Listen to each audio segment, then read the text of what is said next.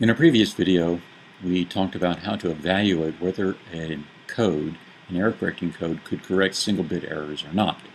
And what I didn't talk about, though, was actually how does a code that has that capability, how does it actually correct the errors? And that's what we're going to talk about in this video. So to review, we have the digital communication model, and the channel coder is what we're talking about. It takes in k bits at once, puts out n bits, and the way it does it is through the matrix equation, C equals GB, and the G defines the code. It's called the generator matrix. And the bits, the n bits that it sends through, goes through the digital channel, which has a probability, PE, of flipping a bit, changing a 0 to a 1 or a 1 to a 0, and it does so randomly. So what comes out of the channel, these n bits that come out of the channel, the received code word, could have errors in it, may not. It's up to the channel decoder to not only determine if an error occurred in the transmission, but also to fix it, to fix those errors so it can produce the original data bits that were sent. And we know that this error correcting code for the 7.4 Hamming code obeys the properties that we are looking for. We have to have the minimum distance between any pair of code words has to be greater than or equal to 3. We know that this G works, but we haven't actually figured out how the channel decoder does its job, and that's what we're going to talk about today. So here's our source coder and our G, and it's worthwhile going over the sizes of things here. This is an n tall matrix, and it's k wide. So that agrees with the fact it's taking in k bits and is producing n. And it's also worthwhile to note that the top k part of this is the identity matrix, and the bottom n minus k part is a special matrix that has the properties we need to have dmin greater than or equal to 3. So here's what comes out of the channel. What the channel decoder receives is not C, which was transmitted by the channel coder, but it receives C hat. And we can express the occurrence of errors in this way, where E is a vector that has a 1 in every position where there was an error in the transmitted code word. Error upon reception. If you remember the properties of exclusive or addition, when you put a 1 as one of the pair you're adding together, that flips the bit of the other. The match amounts to bit flipping. And so this is a very nice way of describing the fact that an error was in transmission. In this case, the third bit occurred in error. Of course, the channel decoder doesn't know which one occurred in error. It has to figure that out.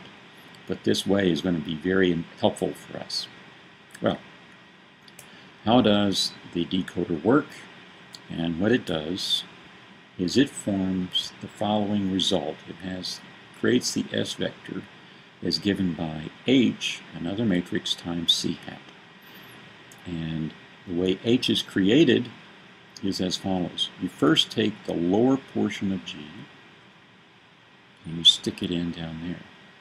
Remember, this is an n minus k tall bottom part, and it's k wide. You then tack on to this lower portion of G part, you tack on the identity matrix.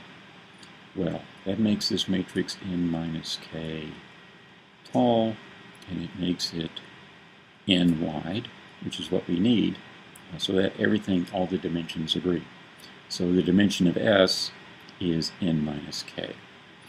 Well, this seems to come out of thin air. How does this work? And that's what I'm about to show, is that this formula for H, this use of H, will do what we want. So let's look at what this matrix multiply does. We have, since C hat is given by this. Just substitute it in, use the properties of matrix multiply, and that's the result.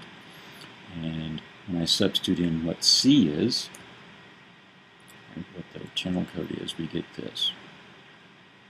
What I'm about to show you is H times G is 0. This choice for H here is based on what G is chosen such that H times G is 0 no matter what B is. And if it's 0, that means that when you multiply the received code word by H, it's simply equal to H times the error sequence. If the error sequence is 0, this result is 0, there are no errors, and we're happy. It's when E is not 0, which gives a non-zero value for S, that's when we get, we know we have to correct errors. That's called a detection process. We know that there's a error that occurred when this is not equal to 0. So we still have to talk about how you actually correct the errors. So let me prove to you first that that property H times G is 0 is true. So remember how G was constructed.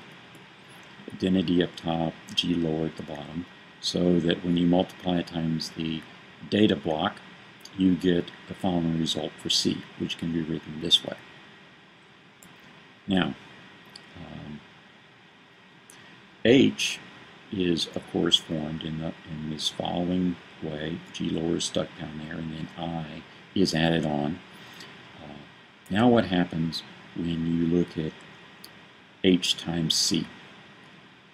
Okay, so that's HG times B, and so let's see, we have multiply this times that, we get G lower times B plus identity times G lower times B. Well, whenever you add together two binary vectors that have exactly the same components with an exclusive OR, you get 0. So it doesn't matter what B is, because these two things are the same, you get 0 all the time. So this H, this choice of H, always results in when a code word arrives without error, the result is going to be 0. And the interesting thing is that when there is an error, it's only this H times C property being 0 means that H times C hat. It depends only on the error sequence, not on the transmitted code word. That's really very cool. So for each received code word, you form H times C hat, and we know that's H times E. And if it's non-zero, we know that there was an error. And what you simply go through is you write down all of the n possible single-bit error sequences for E. You do the matrix multiply and form this table. And all the decoder has to do is it says, oh, I got 111. That means there was an error. I look in this table. I figure out that the second bit was an error. And I correct it by adding it to it, as you see. Now, the entries in this table may seem kind of mysterious, but what they amount to are the columns of H. And that's because each of these single-bit error sequences, when you do the multiply, just picks out a column. And so this table may seem kind of random, but it's really just the columns of H. So it's pretty easy to figure out. So now that the decoder has a good idea what the error sequence is, it turns out if it adds that error sequence to what it received, since C hat is C plus E, you add E again. Well, if you add two vectors that are the same, that's 0, and you get back the original code word. It has corrected the error. All you have to do now is determine what the data bits were now that you have the actual code word that the channel coder produced. And for the 7-4 code, the top 4 bits, the first 4 bits, correspond to the data bits, so that's pretty easy. And we have corrected the error. So it's very cool. All single-bit errors can be corrected. Now there's a little detail here in that we can correct the errors, but we did so at a small price. We have to send the data at the same rate, whether we code or not. So the time taken to send k bits with no coding, no error correcting coding, has to be the same as if we instead use 7 bits to send the same data when we add on the error correction. Well, that means we have to cut down the bit interval by the efficiency of the code, and that means the single bit error probability PE goes up in the error correction case. And that's because we're using less time. So the question is, does that's bad that PE goes up, so do we win overall? So what I plotted here is the probability of a block error. For 2 cases, one in, I used simply send 4 bits as a block, and in the case where I employ my 7-4 code, in which PE is slightly higher, given by the formula we've talked about in previous videos. And what you discover when you finally plot the resulting probability is a function of the signal-to-noise ratio in the channel, it turns out the uncoded case always results in a bigger probability of error than if you code. So we win. And in some cases it can be big, above 10 dB. That's almost a factor of 10 better in terms of overall probability of error getting it through. So error correction wins, we certainly do, as long as you have an efficient code. So what you'd like the code efficiency to go up. Now I should comment that the repetition code that we've already talked about, that 131 code, if you look at it and plot the same plot, it turns out you now get a coded error that's bigger than if you employed no coding. So the efficiency of this is way too small. It's only 1/3, and that really hurts.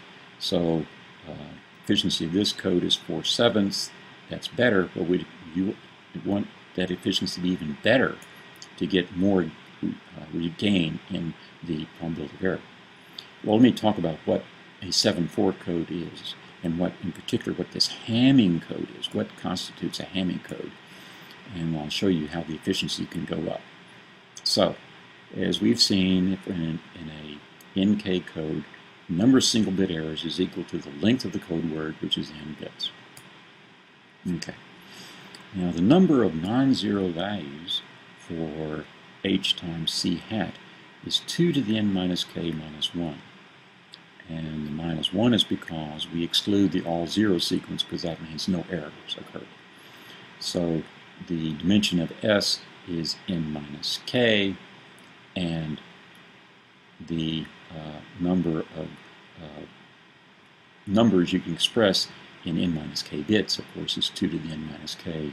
Take off the minus 1, and that's the number of non-zero values. So that's the number of possible values for S, which had better be greater than the number of single bit errors. We couldn't form that table uniquely. So that's the result we have to have in order to correct all single bit errors. We have to have this property. Well, the point is, we get a maximally efficient code when we apply equality. So what values of n and k work? So we have this maximally efficient code, and when you have that occur, you have what are called the Hamming codes. So the thing to note is, in this expression, that n here has to be a power of 2 minus 1. So all I did in this table was list the powers of 2 minus 1. So this is 2 squared minus 1, 2 cubed minus 1, etc. And then search for a value of k that works. It turns out 1 always can be found. And you can see that as you make the code word longer, the efficiency goes up and up and up. Look at that. For our Link 63 code, the efficiency is 90%. So we're only cutting down the bit interval by 10%, which is really nice, which means we're really going to gain over using no coding. Use error correcting coding, the probability of all those bits are being in error after decoding is really, really small. So that's great. But there's a problem. And we've seen that the Hamming code, which is very efficient, can correct all single-bit errors. But if you make the code longer and longer, double-bit errors may become more probable than single-bit errors. When a double-bit error occurs in a Hamming code, it is only designed to correct single-bit errors. And what it does, it thinks the double-bit error was some strange single-bit error and corrects accordingly, and usually totally fouls up and results in a data block that's totally wrong. So in some sense, the errors become catastrophic when a double-bit error occurs, and we have to figure out when that's more likely. Well, if you think about it for a second, so if the longer the code word is, the more likely it is that a double-bit error will occur rather than a single-bit error. And it's like you flip a coin that has a probability of a tenth coming up heads. In 10 trials, you sort of expect there to be maybe 1 or 0, but 1 is okay. If you flipped 1,000,000 times, what's the probability in that length? In 1,000,000 flips, only 1 flip came up heads. Very unlikely. It's much more likely you have many, many more errors. And so that's the situation I'm trying to analyze here. So all we have to do is compare our probability of a single bit error with a double bit error. So on the left-hand side is the probability of a single bit error is PE. The probability that all the rest are correct is PE, 1 minus PE, n minus 1, n possible choices, something similar on the right-hand side for the double bit error. So you just simply compare the two, and it's easy to do this calculation. And what you discover is that double bit errors are more likely when PE divided by 1 minus PE is greater than 2 over n minus 1. Well, let's assume that PE is small, so we can drop it downstairs. It makes it a little bit easier to see what's going on. So as long as whenever PE gets greater than 2 over n minus 1, double bit errors are much more likely. Well, you can see as n gets big, really big, then that can fall below the probability of error that you get. So this means that we, despite the fact we can have a very efficient single bit error correcting code, it may not work all the time. And certainly, even in the 7.4 code we talked about, when we only have 7 data bits, it is a non-zero probability that 2 bits can arrive in error. And so it may be a nice code in that it can correct those single bit errors, but it can't correct them all. Well, how do you correct them all? Well, it turns out you have to make the code word longer and longer and longer. Well, can we find a code that can correct no matter how many errors there are? And that turns out to be a hard problem. So, error correcting codes. We have seen, the good news is that even though the channel can introduce errors in the transmission because the channel flips the bits, error correcting codes can repair the errors as long as there aren't too many of them. However, it would seem that no matter what we do, their errors are always going to be present in digital communication problems. Well, this is where a somewhat surprising result comes up. Claude Shannon, in his 1948 paper, showed that it is possible to send bits through a channel that introduces error and find an error-correcting code that fixes all the errors. And he has a very general criterion for that, and that's what we're going to talk about next.